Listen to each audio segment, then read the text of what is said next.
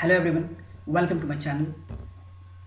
जैसा कि आप लोग सभी को पता है कि हमारा एनसीईआरटी सीरीज़ चल रहा है और इसकी कुछ वीडियोस आ चुकी हैं। तो आज की वीडियो में हम इम्यूनिटी के बारे में डिस्कस करेंगे। काफ़ी स्टूडेंट्स को इम्यूनिटी में बहुत सी कन्फ्यूजन्स हैं, तो उनको आज डिस्कस किया जाएगा। उनकी सारी दुविधाएं, उनकी सारे प्रॉब्लम्स को सॉल्व किया जाएगा और इम्यूनिटी को अच्छे से उनके ब्रेन में सेट कर दिया जाएगा। तो जैसा कि आप सभी को पता होगा, अगर नहीं पता होगा तो मैं बता देता हूँ। इम्यूनिटी जो है ह्यूमन हेल्थ एंड डिजीज़ के चैप्टर का एक टॉपिक है। इस टॉपिक पे वीडियो बनाने का मूल आधार ये था कि इम्यूनिटी जो है काफ़ी सारे स्टूडेंट्स को प्रॉब्लम्स देती है, तो इसकी एक सेपरेट वीडियो होने की बहुत ही ज़्यादा आवश्यकता थी। तो इस कारण से इम्यूनिटी पे एक सेपरेट वीडियो बनाया जा रहा है। जैसा हमारा एनसीईआरटी सीरीज़ का सिद्धांत था कि हम पूरी एनसीईआरटी बुक को ही पढ़ेंगे, उसके अलावा एक वर्ड इधर से उधर नहीं होगा। तो आपके सामने एनसीईआरटी बुक ही खुली हुई है और हम एनसीईआरटी को ही पढ़ेंगे अच्छे से और इम्यूनिटी को अपने ब्रेन में सेट करेंगे। सारे बच्चे इस चैप्टर के टॉपिक पे, इम्यूनिटी पे अच्छे से फोकस करेंगे और अपने ब्रेन में सेट करेंगे। यही पे उनको याद भी करा दिया जाएगा, प्लस आने वाले कंपटीशन एग्ज़ाम हो या फिर बोर्ड का एग्ज़ाम हो, सीबीएसई बोर्ड हो या फिर बिहार बोर्ड हो या कोई अदर स्टेट का बोर्ड हो, सारे क्वेश्चंस को यहाँ डिस्कस कर दिया जाएगा। यानी कि एक वर्ड इस लेक्चर के बाहर नहीं आने वाला है इम्यूनिटी टॉपिक से। तो बिना टाइम वेस्ट किए, बिना आप लोग का समय गवाए, वीडियो को शुरू करते हैं और पढ़ते हैं हम लोग टॉपिक इम्यूनिटी बड़े जोर से। तो स्टार्ट करते हैं। एवरीडे वी एक्सपोज्ड, यहाँ जैसे लिखा हुआ है, every day we exposed large number of infectious agent, यानी कि हर रोज हमें एक नए नए इन्फेक्शियस एजेंट का सामना करना पड़ता है। यानी कि हम लोग हर रोज एक नए इन्फेक्शियस एजेंट से मिलते हैं, आसपास में हाँ मिलते हैं। कुछ हमें बीमारियां दे पाती है, कुछ हमें हानि पहुंचा पाती है और कुछ नहीं पाती। हाल ही में कोरोना आके गया है, तो सबको इस इन्फेक्शियस एजेंट के बारे में अच्छे से जानकारी होगी। ठीक है, यानी कि इस लाइन में यही कहा गया है कि हर रोज हम एक नए इन्फेक्शियस एजेंट से मिलते हैं, large number of infectious agent से मिलते हैं। यानी कि हमारे आसपास में अनगिनत इन्फेक्शियस एजेंट हैं जो हमारे संपर्क में आते हैं, लेकिन उनमें से कुछ ही हैं जो हमें सीवियर डिजीज या फिर डिजीज दे सकती है। अब आगे बढ़ते हैं। जैसा कि आप देख सकते हैं, मैंने इसके इंपॉर्टेंट लाइन को पहले से ही अंडरलाइन कर दिया है ताकि आपका समय व्यर्थ ना जाए, वीडियो शॉर्ट से शॉर्ट बने और आप लोग अच्छे से दे पाएँ अपने कीमती समय को इस वीडियो में और अपने ब्रेन में सेट कर पाएँ। तो इसीलिए इम्पॉर्टेंट लाइनों को टिक मार्क पहले से कर दिया गया है। ठीक है, आगे बढ़ते हैं। Ability to the host to fight disease causing organism conform to the immune system is called immunity। और इम्यूनिटी के बारे में आप लोगों ने सभी ने सुना होगा कि जैसा कोरोना अभी आके गया है, तो सबको पता है कि इम्यूनिटी स्ट्रॉन्ग करना बहुत ही ज़्यादा ज़रूरी है। तो भाई इम्यूनिटी को स्ट्रॉन्ग करना क्यों इतना ज़्यादा ज़रूरी है? क्योंकि इम्यूनिटी ही जो large number of infectious agent हमारे संपर्क में आते हैं, उसे हमारे बॉडी को शक्ति प्रदान करती है। कौन? इम्यूनिटी। उस इन्फेक्शियस एजेंट से लड़ने के लिए, उस इन्फेक्शियस एजेंट जो हमारे बॉडी को हानि पहुंचाना चाह रहा है, उससे लड़ती है और उसका काम तमाम कर देती है। और कुछ ऐसे इन्फेक्शियस एजेंट है जो हमारे इम्यूनिटी को हराकर हमारे बॉडी पे कब्जा कर लेती है। हाँ जी, कब्जा कर लेती है और हमें डिजीज फैलाती है। तो इसीलिए जिसका ज़्यादा इम्यूनिटी स्ट्रॉन्ग होगा उसी को कम बीमारियां होगी। यानी कि ये आप बोल सकते हैं, एक राज्य में जितनी शक्तिशाली सेना होगी, जितने शक्तिशाली सैनिक होंगे, उतनी शक्तिशाली उनके राजा होंगे। यानी कि उस राज्य पे कब्जा करना दूसरे राज्य के लिए आसान नहीं होगा। और जो भी राज्य के सैनिक या सिपाही कमजोर होंगे तो उनको कब्जा करना, उस राज्य को कब्जा करना आसान होगा। इसीलिए इम्यूनिटी जो है हमारे बॉडी के सैनिक सिपाही हैं, तो इनको स्ट्रॉन्ग बनाना बहुत ही ज़रूरी है, इम्यूनिटी को बूस्ट करना बहुत ही ज़रूरी है।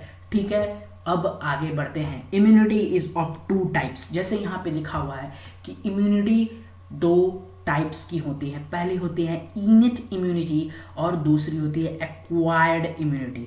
अब बताया जाएगा एक एक करके कि इनेट इम्यूनिटी क्या होती है और एक्वायर्ड इम्यूनिटी क्या होती है। ठीक है, जैसे यहाँ लिखा हुआ है innate immunity is a non-specific type of defense that is present at the time of birth। Innate immunity क्या होता है? ये non specific type of defence होता है। ठीक है, ये कोई स्पेसिफिक टाइप ऑफ डिफेंस नहीं है, ये जो है हमारे टाइम ऑफ बर्थ से ही हमारे अंदर प्रेजेंट होता है। ठीक है, this is accomplished by the providing different type of barriers to the entry the foreign agents into our body. ये क्या करती है? हमारे बॉडी को प्रोवाइड करती है क्या? Different type of barriers. किसके लिए बैरियर्स किसके लिए बैरियर्स बनाती है? दूसरे फॉरेन एजेंट्स, इन्फेक्शियस एजेंट हमारे बॉडी के अंदर ना आ पाए, उसके लिए ये बैरियर बनाती है। कौन? इनेट इम्यूनिटी हमारे। ठीक है, innate immunity consist of 4 barriers, और इनेट इम्यूनिटी जो है 4 बैरियर्स से कंजिस्ट है, 4 बैरियर्स से बनी हुई है। कौन? हमारे इनेट इम्यूनिटी। कौन कौन से 4 बैरियर्स हैं? Physical barriers, physiological barriers, cellular barriers, और एक है साइटोकाइनिन बैरियर्स। तो इस बैरियर्स को हम लोग पढ़ते हैं, क्या क्या है इस बैरियर्स के बारे में। आइए, सबसे पहले है फिजिकल बैरियर्स। फिजिकल बैरियर में क्या है? Skin on our body is the main barrier which prevent entry of microorganism. ठीक है, सबसे पहले जो है फिजिकल बैरियर। फिजिकल बैरियर क्या है? हमारा स्किन है, हाथ का स्किन। ठीक है, फिजिकल बैरियर क्या है? हमारा हाथ का स्किन है, जो कि प्रिवेंट, हाथ का स्किन, पाँव का स्किन, मुंह का स्किन, जहां का भी स्किन है, skin is the physical barrier, जो कि प्रोवाइड करती है क्या? प्रोवाइड करती है फंक्शन, प्रिवेंट करती है क्या? Entry of micro organism. ये हमारे बॉडी में माइक्रो ऑर्गेनिज्म, सूक्ष्म जीवों को जाने से रोकती है। Mucus coating of the epithelium lining of the respiratory, gastrointestinal and urogenital tracts. ठीक है, also help in trapping microorganisms entering our body। ये क्या करती है? म्यूकस कोटिंग जो होती है हमारे बॉडी की, epithelium lining of respiratory, gastrointestinal tract और यूरोजेनिटल ट्रैक्ट में जो इपिथेलियम लाइनिंग है, उनका जो पहला मतलब उनका जो लेयर है, एपिथेलियम लाइनिंग जो है, ठीक है, उनके अलग अलग लाइनिंग होते हैं, उनमें से एक एपिथेलियम लाइनिंग होता है जो कि इनको इन्फेक्शंस कराने से रोकती है। कौन कौन से में एपिथेलियम लाइनिंग आता है? ये क्वेश्चन आता है। कौन कौन से में आते हैं? रेस्पिरेटरी में होती है एपिथेलियम लाइनिंग, गैस्ट्रोइंटेस्टाइनल ट्रैक्ट में होती है एपिथेलियम लाइनिंग, यूरोजेनिटल ट्रैक्ट में होती है एपिथेलियम लाइनिंग। ये सब क्या करती है? Trapping microorganism entering our body. ये सब माइक्रो ऑर्गेनिज्म को ट्रैप करती है कि तुम मेरे बॉडी के अंदर नहीं जा सकते। अब आगे बढ़ते हैं फिजियोलॉजिकल बैरियर्स में। फिजियोलॉजिकल बैरियर्स क्या है? Acid in the stomach, saliva in the mouth, tears from eyes, all prevent the microbial growth. यानी कि एसिड जो हमारे स्टमक में है, ये फिजियोलॉजिकल बैरियर है। क्यों? क्योंकि अगर हम खाना पीना खाते हैं और उसके साथ कुछ माइक्रो ऑर्गेनिज्म हमारे खाने के साथ हमारे पेट, स्टमक में चले जाते हैं, तो उसे खत्म करने का, उसे जड़ से उखाड़ने का भी प्रबंध हमारे शरीर में किया गया है, जिसका नाम है एसिड, जो कि HCl। जैसे ही हम कुछ खाते हैं हमारे स्टमक में HCl रिलीज होता है, और जो भी माइक्रो ऑर्गेनिज्म या फिर फॉरेन एजेंट्स आए हुए होंगे हमारे खाने के साथ, वहीं पे काम तमाम हो जाएगा उनका। सलाइवा इन द माउथ, हमारे मुंह में जो सलाइवा है, ये भी काम करती है फिजियोलॉजिकल बैरियर्स का। ये भी कुछ माइक्रो ऑर्गेनिज्म को खत्म कर देती है मुंह में, और जो इनसे बच जाता है हमारे HCl भैया, इसे भैया खत्म कर देते हैं। और टीयर्स फ्रॉम आइज, हमारे आंख से जो आंसू गिरते हैं, वो भी फिजियोलॉजिकल बैरियर्स का काम करते हैं, क्योंकि कुछ माइक्रो ऑर्गेनिज्म जो है हमारे आंखों में भी चले जाते हैं, तो उनको मारने का काम ये करते हैं। सेलुलर बैरियर में क्या है? Certain type of leucocyte, WBC का ही खेला है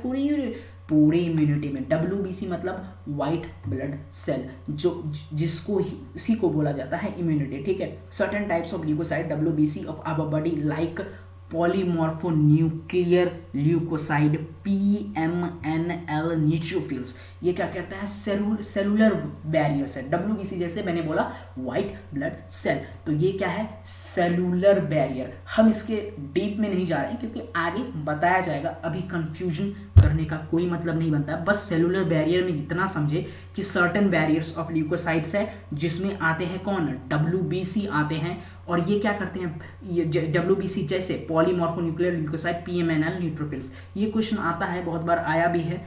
और PMNL का फुल फॉर्म, ठीक है, तो इसका फुल फॉर्म क्या होगा बच्चे, याद रखेंगे इसको, पॉलीमॉर्फोन्यूक्लियर ल्यूकोसाइट्स। इसका फुल फॉर्म होता है पॉलीमॉर्फोन्यूक्लियर ल्यूकोसाइट्स एंड मोनोसाइट्स, ठीक है। उसके बाद क्या है, and monocytes and natural killers, ठीक है। ये कौन कौन है, मोनोसाइट्स है, पॉलीमॉर्फोन्यूक्लियर ल्यूकोसाइड, ये PMNL न्यूट्रोफिल्स। इसका मैं बता रहा हूं पूरा,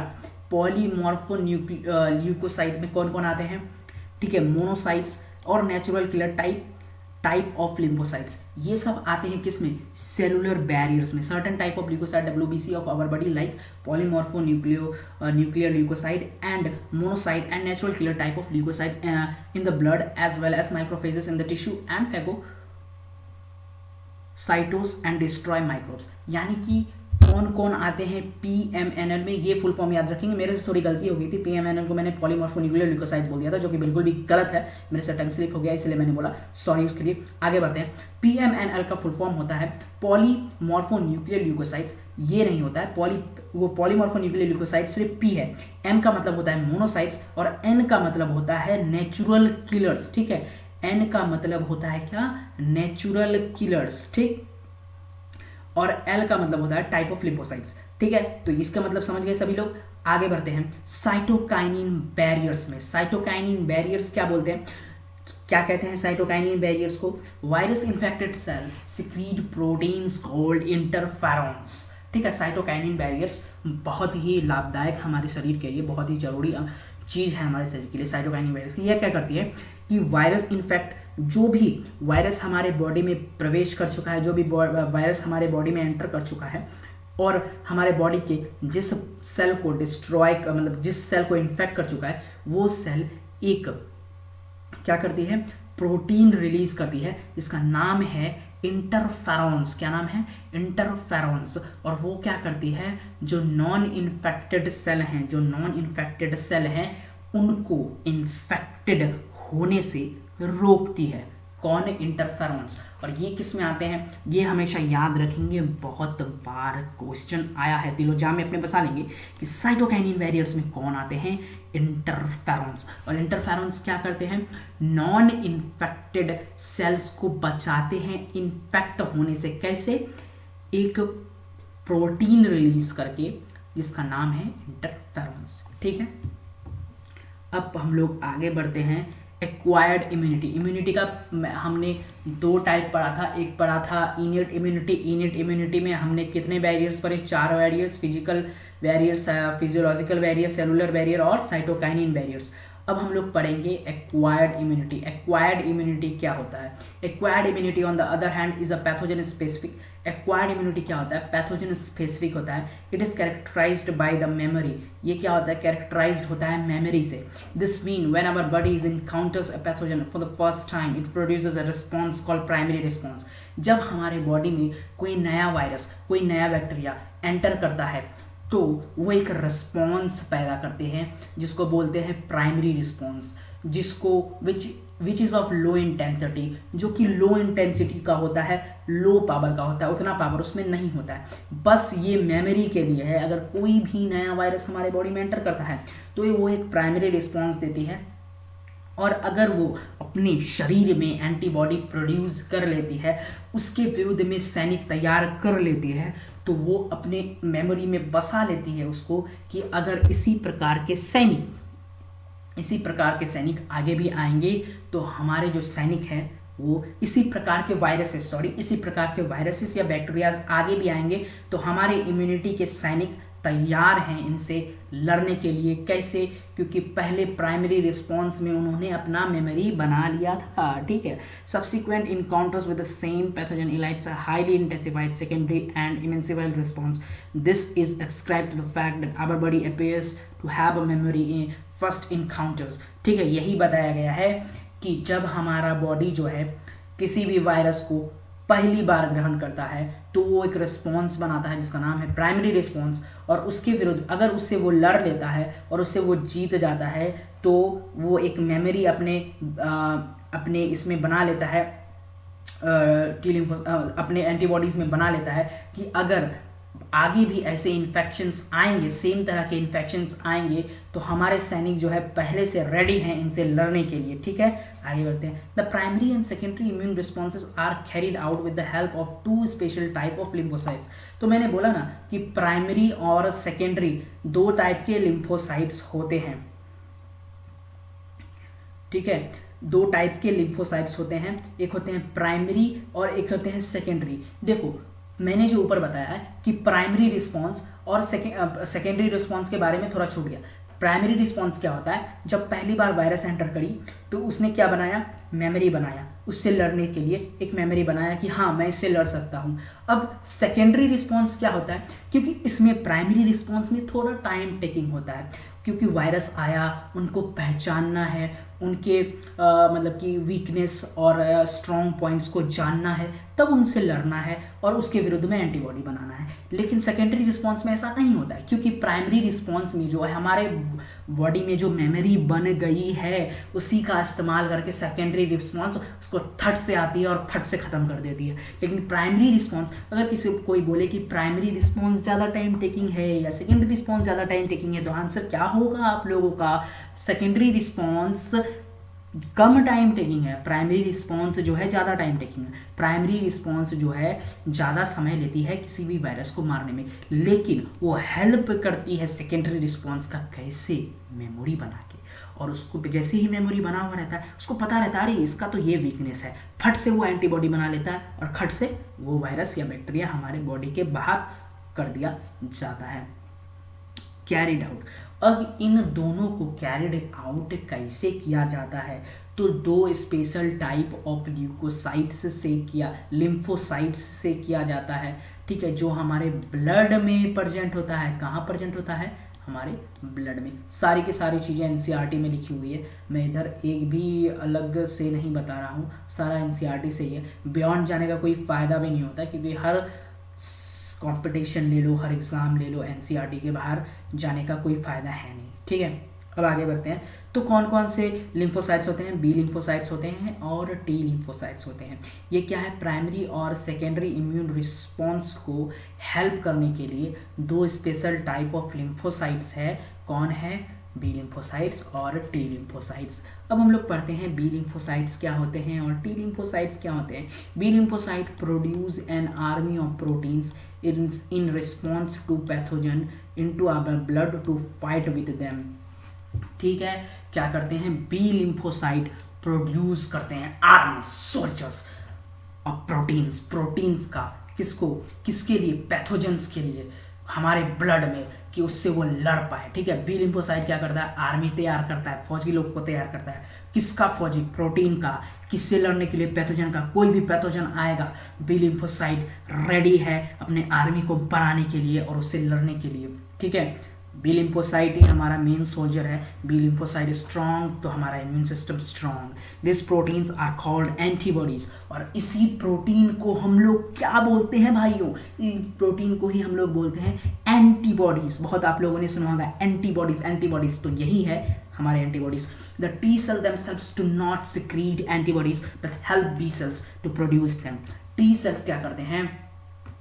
सिक्रीट नहीं करते हैं एंटीबॉडीज। ये कोई आर्मी, कोई प्रोटीन का आर्मी नहीं बनाते, कोई सैनिक सिपाही नहीं बनाते, लेकिन ये हेल्प करते हैं अपने भाई बी लिम्फोसाइट्स को बनाने में, एंटीबॉडीज को, ठीक है। तो बहुत जरूरी ये भी है, ठीक है। क्या? कि टी लिम्फोसाइट्स जो है नहीं बनाती है एंटीबॉडी, नहीं सिक्रीट करती है एंटीबॉडी, लेकिन इसका मतलब ये नहीं कि ये अनयूजुअल है, इसका कोई इस्तेमाल नहीं है, इसका कोई यूज नहीं।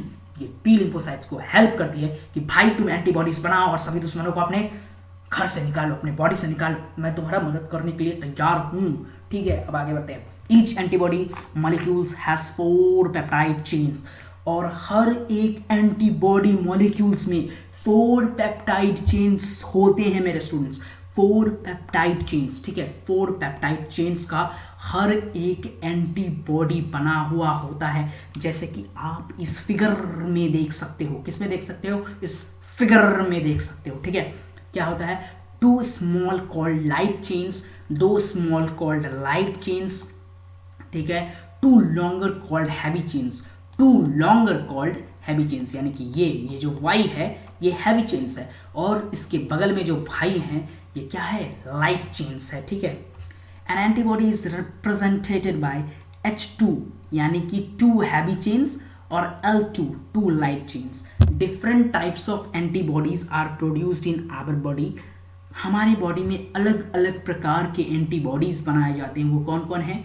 IgA, IgM, IgE और IgG और सम ऑफ देम, इनमें से कुछ एक है। इतना ही हम लोगों को अपने सिलेबस में पढ़ना है। कौन कौन से एंटीबॉडीज हमारे बॉडी में बनाए जाते हैं, कौन कौन से? IgA, IgM, IgE, IgG, IgA, IgM, IgE, IgG, ये सभी के सभी एंटीबॉडीज जो हैं हमारे बॉडी में बनाए जाते हैं। ठीक है, ये डाइसल्फाइड बॉन्ड है बच्चों, जिन बच्चों को प्रॉब्लम हो रहा है, ये डाइसल्फाइड बॉन्ड है, 2 सल्फर से बना हुआ बॉन्ड है। ठीक है, ये लाइट चेन्स और हैवी चेन्स के बीच, ये लाइट चेन्स और हैवी चेन्स में होते हैं। ऐसे करके देखो, यहाँ पे है डाइसल्फाइड बॉन्ड है ये। ठीक है, आगे बताया जाएगा इनका क्या यूज है, अभी टेंशन ना ले। डाइसल्फाइड बॉन्ड है जिसको भी प्रॉब्लम हो रहा है।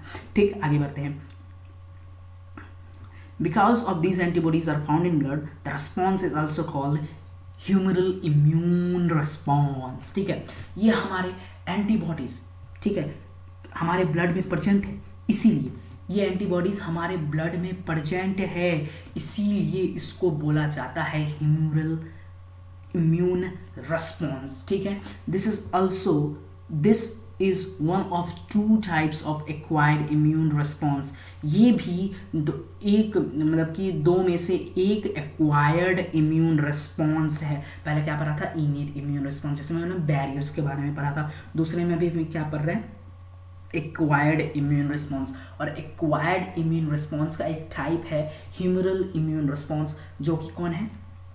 Antibodies IgA, IgM, IgE, IgG, यानी कि एंटीबॉडीज अगर हमारे बॉडीज में बढ़ रहे हैं और इम्यून सिस्टम में वर्क कर रहे हैं, that is called humoral immune response. ठीक है, this is one of the 2, जैसे बोल दिया गया, one of the our acquired immune response. Antibodies antibody mediated, the second type is cell mediated, और इसको एंटीबॉडी मेडिएटेड बोलेंगे क्योंकि एंटीबॉडीज बन रहे हैं। अब दूसरा तरह का है cell mediated immune response. Cell mediated immune response क्या है? सेल मेडिएटेड इम्यूनिटी CMI, जिसको प्यार से अपन क्या बोलते हैं? CMI। ठीक है, the T lymphocyte mediated CMI very often when some humans organ like heart, eye, liver, kidney fail to function satisfactory, transplantation is the only remedy to enable the patient to live a normal life। जैसा कि आप लोगों ने सुना होगा कि किसी का लिवर खराब हो जाता है, किसी का हार्ट, किसी का आई खराब हो जाता है, तो खराब हो गया, अगर उसको मार देने का इच्छा है तो वो मर जाएंगे। अगर आपके पास पैसा है तो उसे आप बचा सकते हैं। कैसे? ट्रांसप्लांटेशन करके, यानी कि दूसरे के ऑर्गन्स को हमारे बॉडी में फिट करके। तो ये बताया कैसे जाएगा? जैसे हम लोग मार्केट में जाते हैं, कोई भी स्क्रू लेते हैं, किसी भी छेद में हर एक स्क्रू को घुसाना जैसे इम्पॉसिबल है, उसी तरह छोटे, जैसे कि आप छोटा स्क्रू लेते हैं और एक बड़ा सा होल है, उसमें नहीं होगा, और एक बड़ा सा स्क्रू लेते हैं, एक छोटा सा होल है, तो उसमें नहीं होगा। एक एग्जांपल बोले, उसी तरह कि जैसे हमारे बॉडी में हर किसी का ऑर्गन फिट नहीं बैठ सकता, इसके लिए जरूरी चीज़ें की जाती हैं। ठीक है, क्योंकि हमारा बॉडी जो है इम्यून रिस्पॉन्स, क्या बोले थे? फॉरेन एजेंट्स को आने नहीं देता, तो दूसरे के ऑर्गन्स को कैसे आने देगा? तो आप पढ़ेंगे। ठीक है, जब हमारा किडनी, लिवर या फिर हार्ट फेल कर जाता है तो हम लोग इस सेल मीडिएटेड इम्यून रिस्पॉन्स का हेल्प लेते हैं। ठीक है, आगे बढ़ते हैं। Why it is that organs cannot be taken, जैसे यहाँ पे लिखा why it is that organs cannot be taken other just anybody, organs क्यों नहीं लिए जा सकते हर एक कोई से, grafts are formed just one source an animal another primate any humans cannot be made since the grafts would be rejected sooner or later, tissue matching blood group matching, अब किसी का ऑर्गन अगर आप किसी में लगा रहे हो तो उसका टिश्यू मैच करना चाहिए, उसका ब्लड ग्रुप मैच करना चाहिए, ये देख ले। अगर आपके आसपास कोई भी ऑर्गन ट्रांसप्लांट कर रहा है तो उसको बता दे कि जिससे आप ऑर्गन ले रहे हैं उसका टिश्यू क्या आपके साथ मैच हो रहा है, उसका ब्लड ग्रुप क्या आपके साथ मैच हो रहा है, are essential before undertaking the grafts and transplant और even after the patient has to taken. और ये सब करने के बाद अगर उसका टिश्यू भी मैच कर गया, उसका ब्लड ग्रुप भी मैच कर गया, ये सेल मेडिएटेड इम्यून रिस्पॉन्स है। क्या करता है सेल मेडिएटेड इम्यून रिस्पॉन्स का, क्या काम है? सेल मेडिएटेड इम्यून रिस्पॉन्स का काम है फॉरेन एजेंट्स को भगा दो, फॉरेन एजेंट्स को मार दो। वो अलग था, वो इम्यूनिटी अलग था, वो क्या था, माइक्रो ऑर्गेनिज्म के लिए था, ठीक है। वो माइक्रो ऑर्गेनिज्म वायरसेस को अपने अंदर नहीं आने देता।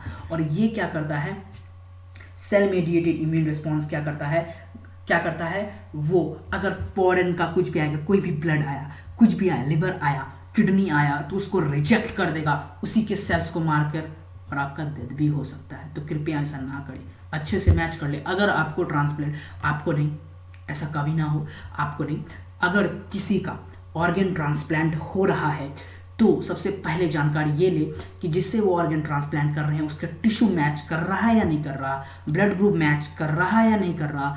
अगर ये सारे मैच कर रहे हैं और उनका ग्राफ्ट भी रिजेक्ट नहीं हो रहा है और सेल मेडिएटेड इम्यून रिस्पॉन्स बोल रहा है हाँ यू आर मतलब आप अलाउ हैं हमारे बॉडी में रहने के लिए, फिर भी उसको इम्यूनो सप्रेसेंट उसके जिंदगी भर के में लेना पड़ेगा, उसको इम्यूनो सप्रेसिव, ठीक है। क्योंकि कभी भी हो सकता है जो सेल मेडिएटेड इम्यून रिस्पॉन्स है वो हाइपर हो जाए और जो भी फॉरेन ऑर्गन्स है, जैसे कि हमने किसी से ट्रांसप्लांट किया, वो उसी को हानि पहुंचाएं और आपका डेथ हो सकता है। अब हम लोग पढ़ेंगे एक्टिव और पैसिव इम्यूनिटी। एक्टिव और पैसिव इम्यूनिटी क्या होता है? When a host is exposed to antigen, जब होस्ट को एक्सपोज्ड किया जाता है एंटीजन में, when they which may be formed in the living or dead microbes or protein, antibodies are produced in the host body. This type of immunity is active immunity, ठीक है। यानी कि अगर कोई होस्ट आपके बॉडी में आया, कोई बैक्टीरिया आपके बॉडी में आया और आपका बॉडी उससे लड़ने के लिए एंटीबॉडीज अगर बना रहा है, इम्यूनिटीज अगर बना रहा है, तो उसको बोलेंगे एक्टिव इम्यूनिटी। और पैसिव इम्यूनिटी क्या बोलेंगे? आपको पहले से बनाया हुआ इम्यूनिटी जो है मिलेगा, तो उसको बोलेंगे पैसिव इम्यूनिटी। आगे पढ़ेंगे, ज़्यादा बुद्धियार नहीं बनते, एनसीईआरटी पढ़ते हैं, ठीक है। Active immunity is a slow and takes time to give its full effective responses. Active immunity क्या होता है? स्लो होता है। क्योंकि कोई भी वायरस या बैक्टीरिया आपके बॉडी में एंटर किया, आपका बॉडी बोला कि हाँ दूसरा सैनिक आया, उससे लड़ा, उसका कमजोरी जानने में उसको थोड़ा समय लग सकता है, तो ये टाइम टेकिंग होता है, टेक्स टाइम। देखिए यहाँ लिखा हो, मैंने पहले भी बताया हुआ है, ठीक है ये। और इट्स फुल इफेक्टिव रिस्पॉन्स, यानी कि फुल इफेक्टिव रिस्पॉन्स करने में ये टाइम लेता है। कौन? Active immunity. क्योंकि इसको देख के परख के तब इसको जो है अपना इम्यूनिटी बनाना है, ठीक है। Ejecting the microbes durability during the immunization or infectious organisms gaining access the body during the natural infection induce active immunity। यानी कि एक्टिव इम्यूनिटी जो है हमारे बॉडी के अंदर के इम्यूनाइजेशन को, इन्फेक्शियस एजेंट को पहले परखती है, उसको जानती है क्या है नहीं है, नेचर ऑफ इन्फेक्शन इंड्यूसेस बता चुके हैं, उसको उसके वीकनेसेस को जानेगी, तब उसके खिलाफ अपना इम्यूनिटी तैयार करती है। व्हेन, अब आया हमारा passive immunity. When readymade antibodies, पहले से बनाया हुआ antibodies, are directly given to protect the body against foreign agents. जब पहले से बनाया हुआ एंटीबॉडी हमारे बॉडी को दिया जाता है कि आप लड़िए, जो भी इन्फेक्शियस एजेंट आपके बॉडी में एंटर किया है उससे लड़ने के लिए पहले से प्री बनाया हुआ एंटीबॉडी, रेडीमेड एंटीबॉडी अगर आपको मिल रहा है तो दैट इज कॉल्ड क्या? पैसिव इम्यूनिटी, ठीक है। आगे बढ़ते हैं। The yellowish fluid colostrum secreted by mother during the initial days of lactation, ठीक है। यानी कि एक येलोइश फ्लूइड होता है कोलेस्ट्रॉम, जो कि मदर यानी कि जब कोई महिला गर्भवती होती है और एक बेबी को बॉर्न करती है, ठीक है, बॉर्न देती है, तो जन्म देती है, तो क्या होता है उसके इनिशियल डेज में जो लैक्टेशन यानी कि लैक्टेशन होती है, तो उसमें एबेंडेंट अमाउंट ऑफ एंटीबॉडीज पाए जाते हैं। कौन? IgA, और इसको नाम दिया है कोलेस्ट्रॉम। इसीलिए अपने इनिशियल डेज में अगर आपका बेबी पहले मतलब कि अपने बेबी के इनिशियल डेज में अपना लैक्टेशन उसे जरूर दी, क्योंकि कोलेस्ट्रॉम एक फ्लूइड होता है जो कि लैक्टेशन के दौरान सिक्रीट होता है, जिसमें एंटीबॉडीज जो हैं IgA एंटीबॉडीज भर भर के होते हैं, ठीक है, क्यों? इन्फेंट को, नवजात शिशु को प्रोटेक्ट करने के लिए, बचाने के लिए, ठीक है। यानी कि लैक्टेशन के पीरियड के समय, इनिशियल लैक्टेशन के पीरियड के समय, यह ध्यान में रखें, हमेशा नहीं, इनिशियल लैक्टेशन के पीरियड के समय एक फ्लूइड रिलीज होता है। क्वेश्चन आता है यहाँ पे, पॉइंट टू बी नोटेड, सभी के सभी क्वेश्चन आता है यहाँ पे। इनिशियल लैक्टेशन के टाइम क्या मदर अपने इनिशियल लैक्टेशन के टाइम कौन सा फ्लूइड सिक्रीट होता है, ठीक है, मिल्क के साथ? कौन सा? कोलेस्ट्रॉम, ठीक है, कौन सा? कोलेस्ट्रॉम, ठीक है। और ये किसमें एबेंडेंट होता है? IgA एंटीबॉडीज में एबेंडेंट होता है। किसमें एबेंडेंट होता है? IgA एंटीबॉडीज में एबेंडेंट होता है। The fetus also receives some antibodies from their mother through the placenta during pregnancy, यानी प्रेगनेंसी के दौरान fetus जो है, ठीक है, अलग अलग प्रकार के एंटीबॉडीज भी रिसीव करते हैं, ठीक है, प्लासेंटा से, ठीक है। There are some example of passive immunities, these are the some examples of passive immunities, यानी कि ये सभी पैसिव इम्यूनिटीज के एग्जांपल्स हैं। अब हम लोग पढ़ेंगे वैक्सीनाइजेशन एंड इम्यूनाइजेशन। वैक्सीनाइजेशन और इम्यूनाइजेशन क्या होता है? द प्रिंसिपल ऑफ इम्यूनाइजेशन और vaccinisation is based on the property of memory of the immune system in vaccinisation, यानी कि ये हमारे प्रॉपर्टी ऑफ मेमोरी पे बेस्ड है। कौन? इम्यूनाइजेशन और vaccinisation. In vaccinisation the preparation of antigen protein of pathogen और इनएक्टिवेटेड वीकेंड पैथोजन वैक्सीन्स, ठीक है।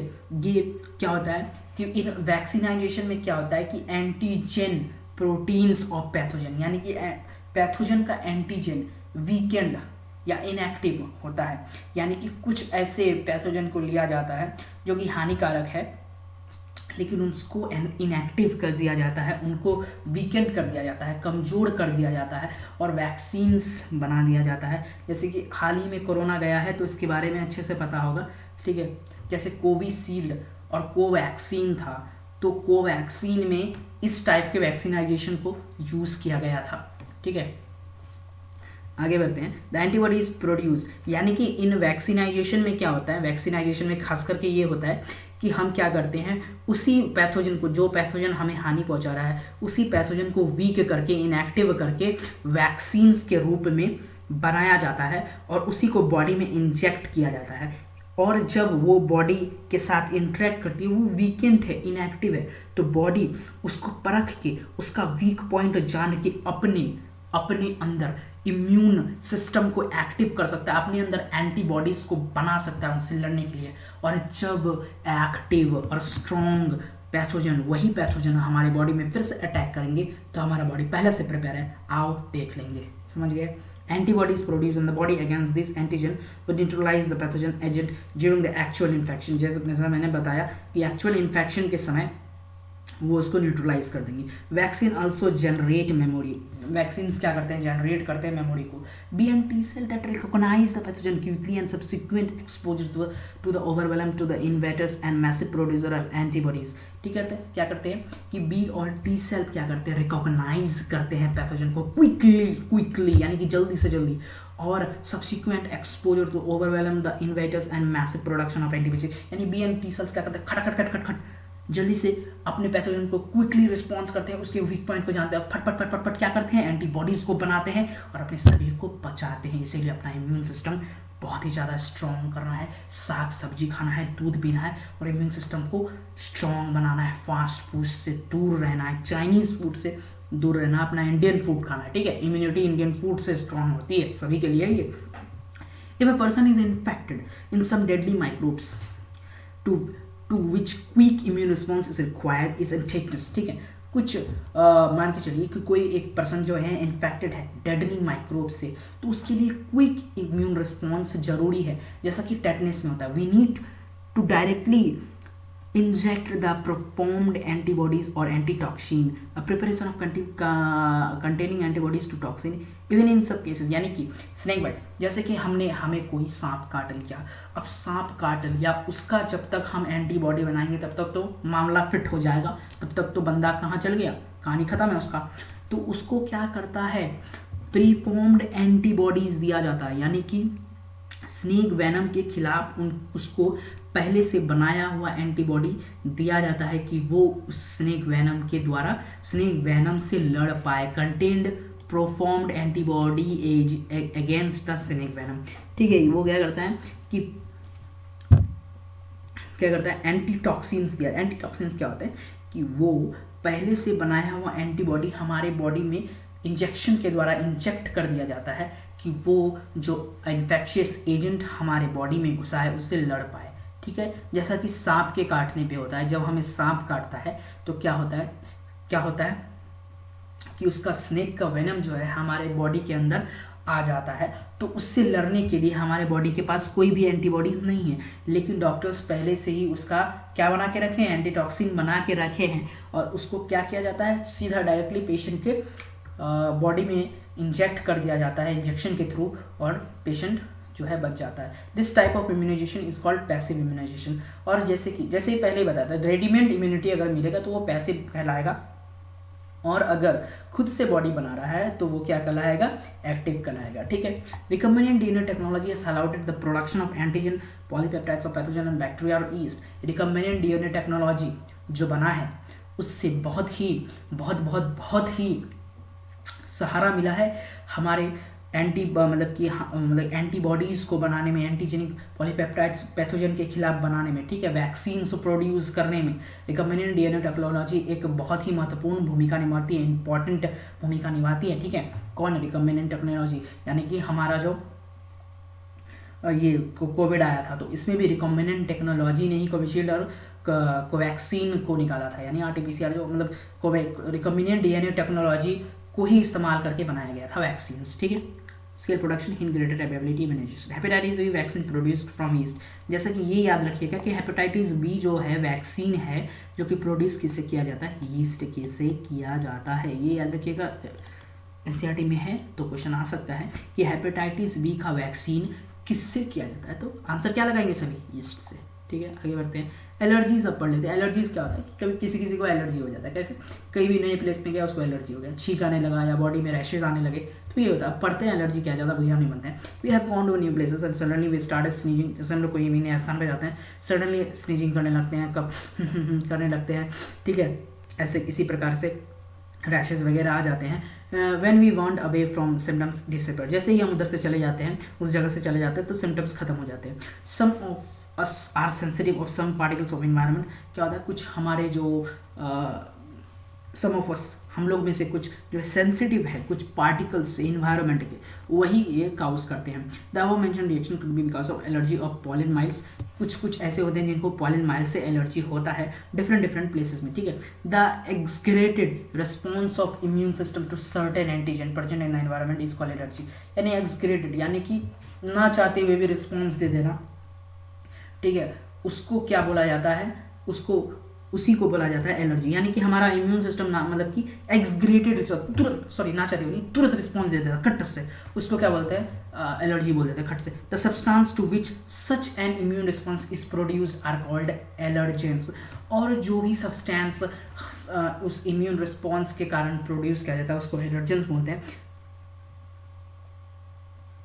सॉरी, यहाँ मिस्टेक हो गया। The substance to which such an immune response is produce, यानी कि जो भी सब्सटेंस है, जो भी इन्वायरमेंट में आसपास में जो भी चीज़ें हैं, उनसे अगर हमको ये इम्यून रिस्पॉन्स मिल रहा है, एक्सक्रिएटेड इम्यून, फट से इम्यून रिस्पॉन्स अगर मिल रहा है, यानी कि मतलब कि एक ना चाहते हुए भी आप बोल सकते हैं क्रिएटेड का मतलब, यानी कि अनरियल, अननॉर्मल बोल सकते हैं, अब नॉर्मल बोल सकते हैं, अब नॉर्मल इम्यून रिस्पॉन्स अगर मिल रहा है तो किसी भी चीज़ों से, उस चीज़ों को क्या बोलेंगे, एलर्जेंस बोलेंगे। अगर आपको पॉलन माइट से एलर्जी है, पॉलन से एलर्जी है, तो पॉलन क्या हो गया, एलर्जेंस हो गया। The antibody produce to these are IgE type, और इस प्रोसेस के दौरान जो एंटीबॉडी प्रोड्यूस्ड होता है उसको बोलते हैं IgE type. Common example of allergens are mites in dust, pollen, animal dander, ठीक है, ये सब कॉमन एग्जांपल है एलर्जेंस के, ठीक है। Symptoms of allergy reaction include sneezing. Symptoms क्या है, आपको अगर एलर्जी है तो कैसे पता चलेगा एलर्जी? अगर आपको स्नीजिंग हो रहा है, छींक आ रहा है, वाटरी आइज, आंख में पानी बह गया, रनिंग नोज बहने लगा, नाक बहने लगा, डिफिकल्टी इन ब्रीदिंग, सांस लेने में तकलीफ हो रही है। Allergy is due to the release of chemicals like histamines and serotonin from the mast cell. Allergy क्या होता है, एलर्जी क्या होता है, क्यों होता है? क्योंकि ये हमारे बॉडी के अंदर जो मास्ट सेल पाए जाते हैं उनसे केमिकल्स रिलीज होता है। कौन कौन सा? हिस्टामिन और सेरोटोनिन केमिकल रिलीज होता है मास्ट सेल से, हिस्टामिन और serotonin. Question to be noted, सभी के सभी दिलो जामे बसाएंगे कि मास्ट सेल से कौन सा केमिकल रिलीज होता है जिसके कारण हिस्टामिन और जिसके कारण एलर्जी होता है। तो कौन है? हिस्टामिन और सेरोटोनिन। इसको याद रखेंगे, बहुत बार क्वेश्चन आया है क्या, कि हिस्टामिन और सेरोटोनिन केमिकल के रिलीज होने के कारण एलर्जी प्रोड्यूस होता है, एलर्जी होता है। और ये कहाँ पे प्रेजेंट है? मास्ट सेल में प्रेजेंट है। For determining the cause of allergy, अगर आपको काउज ऑफ एलर्जी को डिटरमाइन करना, the patient is exposed to और injected with a very small doses of possible allergens, यानी कि छोटा छोटा डोज दे दिया जाएगा आपको एलर्जेंस का पता लगाने के लिए कि आपको किस चीज़ के लिए एलर्जी है। यानी कि अगर आपको पता लगेगा कि नहीं मुझे जो है ना पॉलन से एलर्जी है, तो कैसे पता लगेगा? आपके आसपास तो बहुत सारी चीज़ें हैं, आपके आसपास फूल पत्ते बहुत सारी चीज़ें होंगी, तो आपको कैसे पता चलेगा नहीं मुझे जो है ना वो पॉलन से ही एलर्जी है? तो इसीलिए क्या होता है, एक स्मॉल डोज दिया जाता है पता लगाने के लिए कि आखिरकार पेशेंट को किस चीज़ से एलर्जी है, और उसको उस चीज़ से दूर रहने का निर्देश दे दिया जाता है, ठीक है। एंड रिएक्शन स्टडीड, और उसके बाद रिएक्शन स्टडीड किया जाता है। The use of drugs like antihistamine, adrenaline and steroids quickly reduce the symptoms of allergy. और अगर आपको एलर्जी हो रही है तो आपको क्या लेना चाहिए, कौन सा ड्रग लेना चाहिए? अगर आपको एंटीहिस्टामिन मिल रहा है तो खट से ले लीजिए, एड्रेनलिन मिल रहा है तो खट से ले लीजिए, स्टेरॉइड्स ले लीजिए। वो क्या करेगा? क्विकली आपके एलर्जी के रिस्पॉन्स को रोक देगा, ठीक है। मॉडर्न डे लाइफस्टाइल जो है loading the immunity more sensitive allergens, यानी कि इस पूरे लाइन में यही बताया जा रहा है कि हमारे इन्वायरमेंट में जो है पोल्यूशन बद से बदतर होती जा रही है, जिससे कि ये एलर्जी की बीमारी बच्चों तक भी पहुंच जा रही है, ठीक है। यानी कि अगर हम अपने इन्वायरमेंट को साफ नहीं रखेंगे, प्रोटेक्ट नहीं करेंगे, तो आगे आने वाली जनरेशन्स को बहुत तकलीफ होने वाली है। तो कीप योर इन्वायरमेंट क्लीन, ठीक है, क्योंकि आने वाला जनरेशन आप ही का होगा, तो आप उसके लिए एक सुरक्षित क्लीन इन्वायरमेंट बनाएं तो आप ही को फ़ायदा है। तो इस पूरे लाइन में यही है कि मॉडर्न डे लाइफस्टाइल जैसा है तो इम्यूनिटी सबका लो हो रहा है। Children's in metro cities suffer from allergens, यानी कि कुछ मेट्रो सिटीज़ में जो हैं बड़े बड़े, जैसे कि दिल्ली हो गया, कलकत्ता हो गया, चेन्नई हो गया, ये सब में एलर्जेंस आम बात हो गया, चिल्ड्रंस में भी पाया जाता है। अस्थमा भी आम बात हो गया, चिल्ड्रंस में भी पाया जाता है। क्यों हो रहा है ये सब हो रहा है आपके लापरवाही के कारण। आप इन्वायरमेंट को क्लियर नहीं कर रहे हैं, आप इन्वायरमेंट को साफ नहीं कर रहे हैं। क्लियर मतलब क्लियर मत कर देना। आप इन्वायरमेंट को साफ नहीं कर रहे हैं, आप अपने आसपास साफ नहीं कर रहे हैं। इस बार दिवाली आ रही है तो सबको happy Diwali.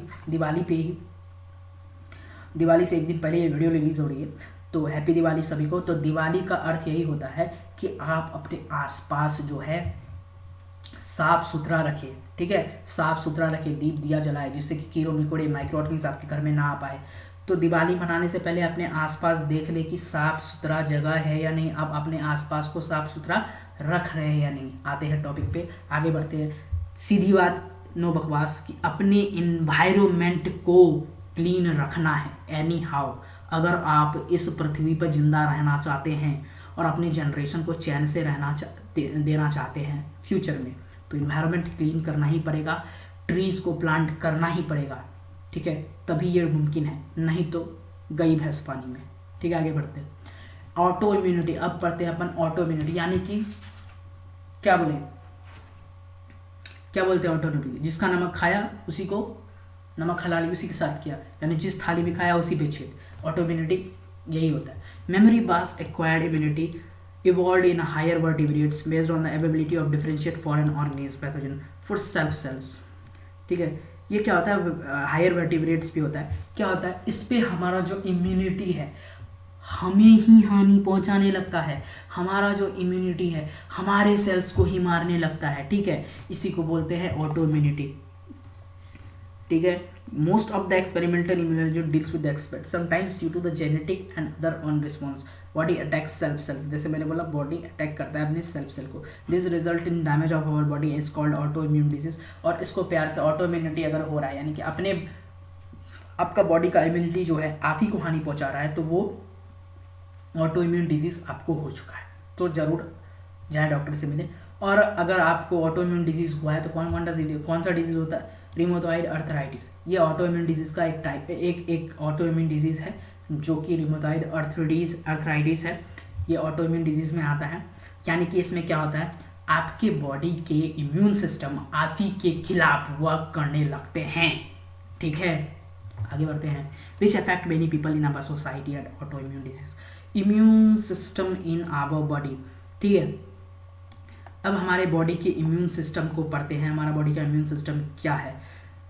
The human immune system consists of lymphoid organ, tissue cells and soluble molecules like antibodies। हम ह्यूमन इम्यून सिस्टम क्या होता है, lymphoid organ का बना हुआ होता है, टिश्यू का बना होता है एंड soluble molecules का बना होता है like antibodies। Immune system is a unique in sense of that recognize foreign agent response to those remember them। यानी कि जैसे पहले बताया है इम्यून सिस्टम क्या होता है, सेल्फ क्या होता है, यूनिक होता है, ये याद रखता है कोई भी अगर माइक्रो ऑर्गेनिज्म कोई भी वायरस आता है तो उसके खिलाफ मेमोरी बनाता है और फिर दोबारा आने पर उसको मारकर भगा देता है। Auto immune disease and organ transplantation, इसके बारे में भी अच्छे से डिस्कस कर दिया गया है। लिम्फॉइड ऑर्गन्स क्या क्या होते हैं, तो these are organs which maturation and proliferation lymphoid occurs in the primary lymphoid organ, primary, अच्छा यहाँ पे लिम्फॉइड ऑर्गन्स क्या होते हैं, these are the organs which where organs और maturation and proliferation of lymphocyte, यानी कि ये ऐसा है जहाँ पे हमारे लिम्फोसाइट्स, हमारे बॉडी के antibodies, B cell, T cells क्या होते हैं, मैच्योर होते हैं लड़ने के लिए। यानी कि छोटा बच्चा थोड़ी ही लड़ेगा भाई, मैच्योर होना पड़ता, बड़ा होना पड़ता, सैनिक पे तभी लिया जाता है 18+, तो 18+ हो रहा है यहाँ पे। प्राइमरी लिम्फॉइड ऑर्गन क्या क्या है, बोन मैरो और थाइमस, याद रखेंगे। प्राइमरी लिम्फॉइड ऑर्गन क्या क्या है, बोन मैरो है और थाइमस है, क्या है, बोन मैरो और थाइमस है। वेर इमेच्योर लिम्फोसाइट डिफ्रेंशिएट, जहाँ पे इमेच्योर लिम्फोसाइट डिफ्रेंशिएट करता है इनटू एंटीजन सेंसिटिव लिम्फोसाइट, किसमें, एंटीजन सेंसिटिव लिम्फोसाइट्स में। आफ्टर मैचुरेशन के बाद क्या होता है, lymphocyte migrate to secondary lymphocyte organ, यानी कि मैचुरेशन के बाद क्या होता है, प्राइमरी लिम्फोसाइट क्या होता है, सेकेंडरी लिम्फॉइड ऑर्गन में माइग्रेट कर जाते हैं। जो सेकेंडरी लिम्फॉइड ऑर्गन क्या है, प्राइमरी लिम्फॉइड ऑर्गन क्या था, बोन मैरो और थाइमस था। सेकेंडरी लिम्फॉइड ऑर्गन क्या है, स्प्लीन और लिम्फ नोड्स है, याद रखेंगे इसको। टॉन्सिल्स है, pairs patches of small intestine and appendix, ये सब क्या है, सेकेंडरी सेकेंडरी लिम्फॉइड ऑर्गन्स क्या है, spleen, lymph nodes, tonsils, pair patches of small intestine and appendix। The secondary lymphoid organ provide the site of interactions of lymphocytes, यानी कि secondary lymphocyte क्या करता है, प्रोवाइड करता है साइट ऑफ इंटरेक्शन यानी कि एक दूसरे के साथ मिलाप होने के लिए, ऑफ लिम्फोसाइट विद एंटीजन के साथ मिलाप होने के लिए, उसको डेवलप करने के लिए, उसको मैच्योर करने के लिए, यानी कि प्रैक्टिस करा रहा है इधर। Which then proliferate to become a effective cell, practice करा के ही आदमी परफेक्ट होता है, और इसी में हो रहा है ये कि उसको एक इफेक्टिव सेल में कन्वर्ट किया जाता है। The location of various lymphoid organ in human body is shown, यहाँ पे बताया गया है क्या क्या है, जैसे कि ये लिम्फ नोड्स है भाइयों और मेरे प्यारे मित्रों, ये क्या है, लिम्फ नोड्स हैं। ये क्या है, थाइमस यहाँ पे होता है। और थाइमस क्या होता है, ये याद रखिएगा, थाइमस उम्र के साथ घटता जाता है, यानी कि बच्चों में थाइमस बड़ा और बड़ों में छोटा, तो उल्टा हो गया ना, लेकिन हाँ ऐसा ही होता है। लिम्फॉइड वेसल्स है इधर, ठीक है, आगे बढ़ते हैं। The location of various lymphocyte बता दी, the bone marrow is the main lymphoid organ where all the blood cell including lymphocytes are produce, यानी कि bone marrow main lymphoid organ है जहाँ पे सारे ब्लड सेल इंक्लूड होते हैं। The thymus is a lobed organ located near the heart and beat the breast bone, यानी कि नियर द हार्ट ये होता है थाइमस, नियर द हार्ट यहाँ पे बता रहे हैं। The thymus is quite large in the time of birth but keeps reducing in the size and as with puberty is attempt to reduce to very small size, यानी कि पहले बताते हैं बच्चों में थाइमस बड़ा होगा, बड़ों में छोटा होगा, जैसे प्रिविटी आ जाएगा ये रिड्यूस हो जाएगा वेरी स्मॉल साइज में। Both bone marrow and thymus provide micro environment for the development of maturation of T lymphocytes, यानी कि बोथ बोन मैरो और थाइमस क्या करते हैं, हमारे बॉडी में माइक्रो एनवायरनमेंट्स बनाते हैं, यानी कि आपका एनवायरनमेंट जैसा होगा वैसा आपका नेचर होगा। ये क्या करते हैं, माइक्रो एनवायरनमेंट बनाती है डेवलप्ड करने के लिए, मैच्योरेशन करने के लिए, किसका, टी लिम्फोसाइट्स का। कौन, बोन मैरो और thymus. The spleen is a large bean shaped organ. Spleen क्या होता है, लार्ज बीन शेप्ड ऑर्गेन होता है। It mainly contains lymphocytes and phagocytes. ये क्या क्या कंटेन करता है, लिम्फोसाइट्स कंटेन करता है और फैगोसाइट्स कंटेन करता है, ठीक है। It acts as a filter of a blood by tapping blood-borne microorganisms. Spleen is also a large reservoir of erythrocytes. ठीक है, स्प्लीन भी क्या है, लार्ज रिजर्वायर ऑफ इरिथ्रोसाइट्स है। ठीक है, अगर कोई पूछे कि इरिथ्रोसाइट्स का लार्ज रिजर्वायर कौन है तो स्प्लीन है, याद रखेंगे, क्वेश्चन आया है। स्प्लीन क्या है, large reservoir of erythrocytes. The lymph nodes are a small solid structure located at the different points of along lymphatic system. यानी कि lymph nodes अलग अलग lymphoid organs में प्रेजेंट होते हैं। ठीक है, आगे बढ़ते हैं। ठीक है, अब क्या है, lymph nodes serve a trap to microorganisms other antigen. lymph nodes क्या करते हैं, ट्रैप करते हैं अलग अलग माइक्रोऑर्गेनिज्म को which happen to get in the lymph tissue fluid. Antigen trap the lymph nodes and responsible for the activation of lymphocyte present there and cause immune response. यानी कि lymph node और lymph nodes और lymphoid organs, lymph node क्या करते हैं, trap करते हैं, सर्व करते हैं, ट्रैप करते हैं माइक्रो ऑर्गेनिज्म और अदर एंटीजन को, और लिम्फ और टिश्यू फ्लूइड को हेल्प करते हैं। भाई आप क्या बनाइए, लिम्फोसाइट्स, आप इम्यून रिस्पॉन्स कीजिए। लिम्फोसाइट्स को बताती है कि भाई देखिए ये गड़बड़ हो रहा है, तो ये बता के लिम्फोसाइट का ठीक है अब इम्यून रिस्पॉन्स बनाया जाए। तो इम्यून रिस्पॉन्स ऐसे होता है। There is a lymphoid tissue also located within the lining of major tracts. क्या होता है, lymphoid tissue lining of major tracts में पाया जाता है। इसको याद रखेंगे, बहुत ही इंपॉर्टेंट लाइन है। क्या क्या है, लिम्फॉइड टिश्यू क्या है, लोकेट होता है लाइनिंग ऑफ मेजर ट्रैक्ट्स में, लाइनिंग ऑफ मेजर ट्रैक्ट्स में, यानी कि ट्रैक्ट्स के बीच में जो लाइनिंग होती है उसमें लिम्फॉइड टिश्यू पाया जाता है। कौन कौन से ट्रैक में, रेस्पिरेटरी ट्रैक में, डाइजेस्टिव ट्रैक में, यूरोजेनेटिव ट्रैक में, called mucosa associated lymphoid tissue, इसको बोला जाता है mucosa associated lymphoid tissue. Malt आप लोगों ने सुना होगा, तो माल्ट का फुल फॉर्म होता है, माल्ट का फुल फॉर्म बहुत बार क्वेश्चनों में आया है, क्या, म्यूकस एसोसिएटेड लिम्फॉइड टिश्यू। ठीक है, क्या होता है, ये लाइनिंग में पाया जाता है, किसके, रेस्पिरेटरी ट्रैक के, डाइजेस्टिव ट्रैक के, यूरोजेनेटिव ट्रैक के। It constitutes about 50% of the lymphoid tissue in the human body. ये क्या होता है कि हमारे बॉडी का 50% ऑफ लिम्फॉइड टिश्यू को कवर करता है। यहां तक सभी को अच्छे से समझ में आ गया होगा। हमने अच्छे से इम्यूनिटी को खत्म कर दिया। आगे के टॉपिक, आगे के वीडियो में एड्स को पढ़ाया जाएगा। ठीक है, एड्स को भी आपके ब्रेन में अच्छे से सेट कर दिया जाएगा। जैसे कि मुझे अगर नहीं लगता है कि कोई भी डाउट बचा होगा, अगर किसी का कोई भी डाउट है, कोई भी क्वेश्चन है, तो आप कमेंट सेक्शन में बता सकते हैं, और हमारा टेलीग्राम चैनल है वहाँ पे भी जा सकते हैं। और आप सभी को बताना अनिवार्य है ये कि हमारे चैनल पे ही क्वेश्चन सीरीज भी चल रहा है, तो आप क्वेश्चन सीरीज पे भाग ले सकते हैं, अपने ज्ञान को बढ़ा सकते हैं क्वेश्चंस के आंसर को देकर। अगर आपको उस क्वेश्चन का आंसर नहीं भी आ रहा है तो आंसर भी बता दिया जा रहा है, जो कि इंपॉर्टेंट क्वेश्चन है और नीट में आए हुए PYQ है, बोर्ड में आए हुए PYQ है, वही क्वेश्चंस को डाला जा रहा है हमारे चैनल पे। ठीक है, हमारे द्वारा।